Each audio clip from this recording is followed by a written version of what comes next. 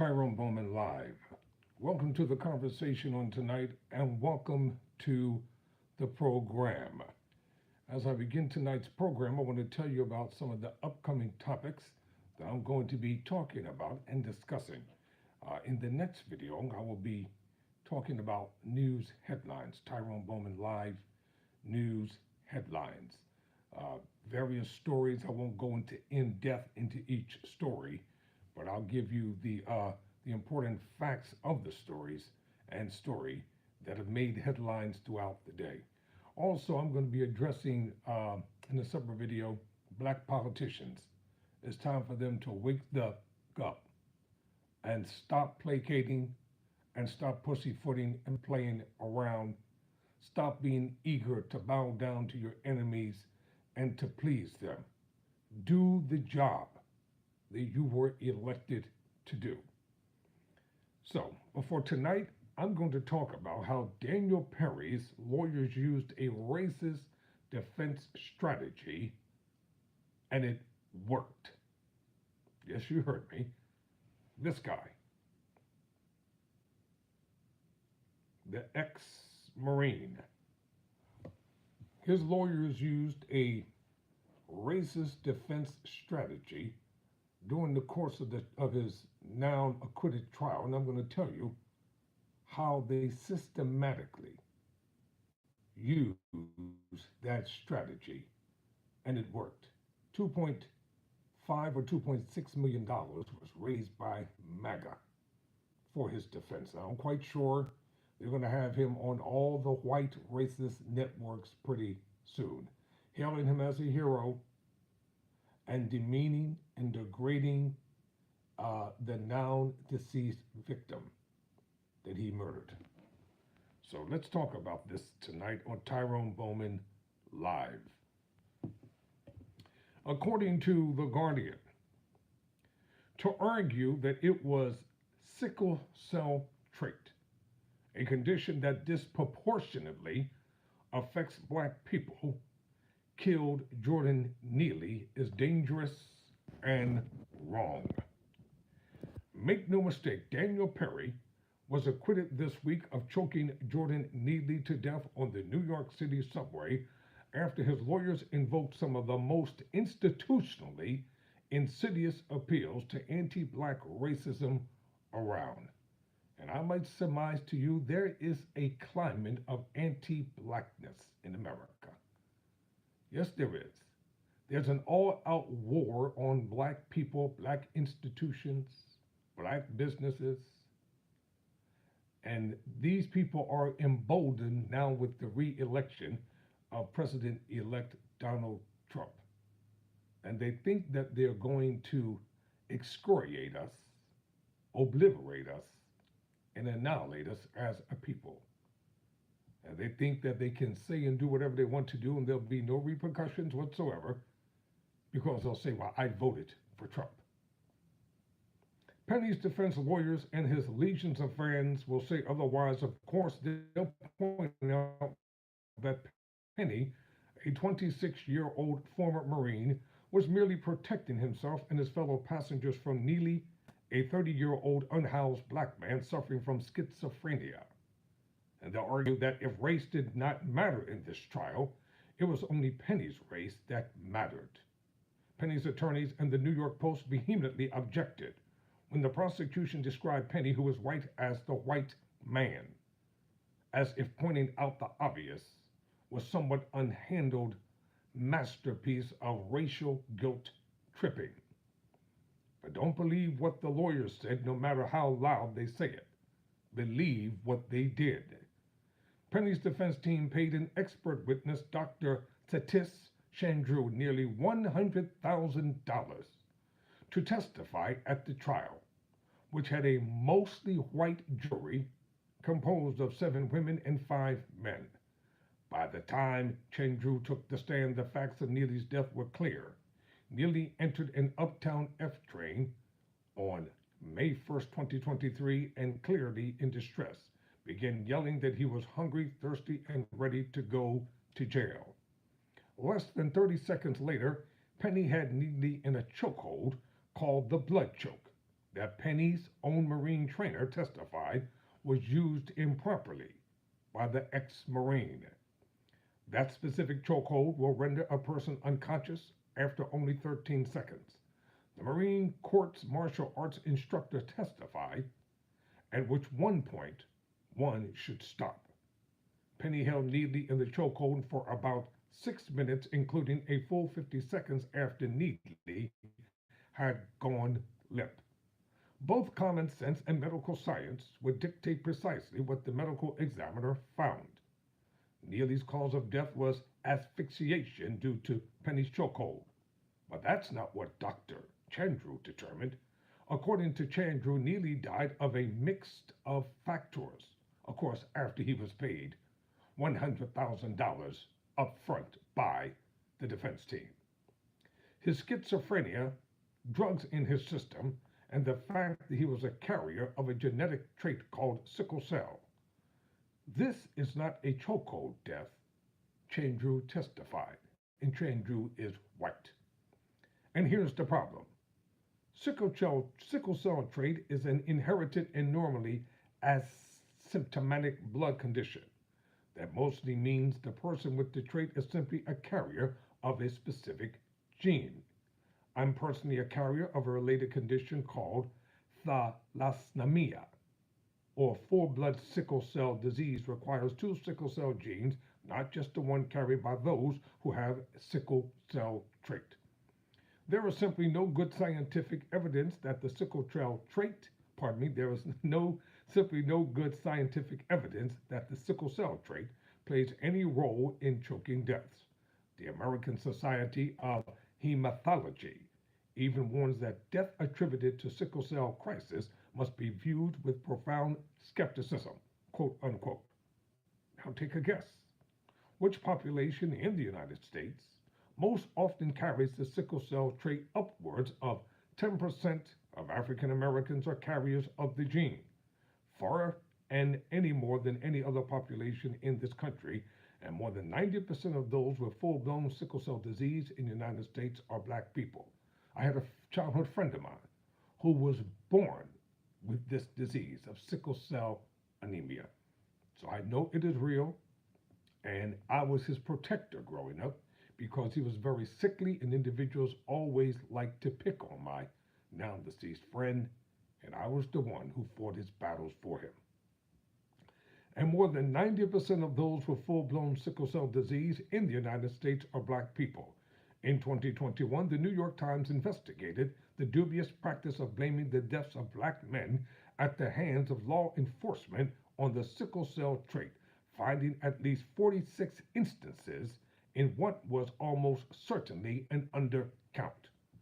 This racially marked determination is very similar to the finding of excited delirium, another racially coded finding used by authorities around the country. Excited delirium is a diagnosis not found in the DSM, the standard classification of mental disorders used by medical health professionals in the United States. But that hasn't stopped the authorities from invoking it. As Columbia University's Dr. Paul Applebaum explains, excited delirium has been used to explain fatalities of people in police custody, especially deaths of young black men, and to exculpate police officers from responsibility.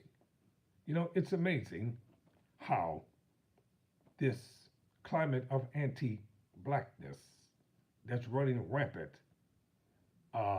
is trying to be reversed by some of the most vehemently racist, bigoted people in the world, talking about there's a spirit of there's anti-whiteness in the country. Are you serious? This is why I do my homework and I thoroughly research and talk about topics, the hard topics that nobody else wants to talk about. Ladies and gentlemen, you better listen to me and listen to me carefully. Get your money war chest together.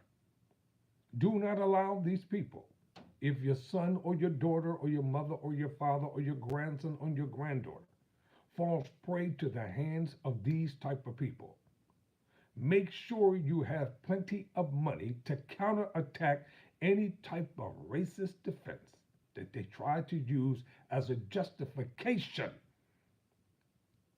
for their heinous, blatant crimes. I could come on this channel and I can talk about all the stupid stuff that so many people talk about on YouTube. But that's not my call. That's not my goal. That's not my mission. I'm doing exactly what I was predestinated to do. What findings of excited delirium and sickle cell trait both do is pathologize black people, especially black men, by turning their own bodies against them in a court of law. The new Cite Gothamist understood this is a report filed from Penny's trial. Penny's lawyers, Gothamist reported, argued that Neely's own cells starved him of oxygen, not their client's arm wrapped around his neck. Well, how about this? You reap what you sow, and karma is real. I don't know if the jury was swayed by Dr. Chandru's testimony. We'll have to wait to hear directly from the jurors to know what transpired during their deliberations. But what I do know is that in 2021, lawyers represented Derek Chauvin, the Minneapolis police officer convicted of murdering George Floyd, sought the same sickle cell trait defense in a motion to dismiss the case against their client. It didn't work. What I do know is that unlike the Derek Chauvin trial, this time around the use of the sickle cell defense has left the realm of law enforcement and migrated to the case of a citizen vigilante executing his own justice, which worries me owing to the expansion of its use. What I do know is that, unlike Derek Chauvin, Daniel Penny is a free man today, indicating a serious right-wing turn in how our entries in the public are assessing high-profile cases around the deaths of black men like George Floyd and Jordan Neely. What I do know is that Vice President-elect J.D. Vance posted on X.com, listen to this quote, "Thank God justice was done in this case.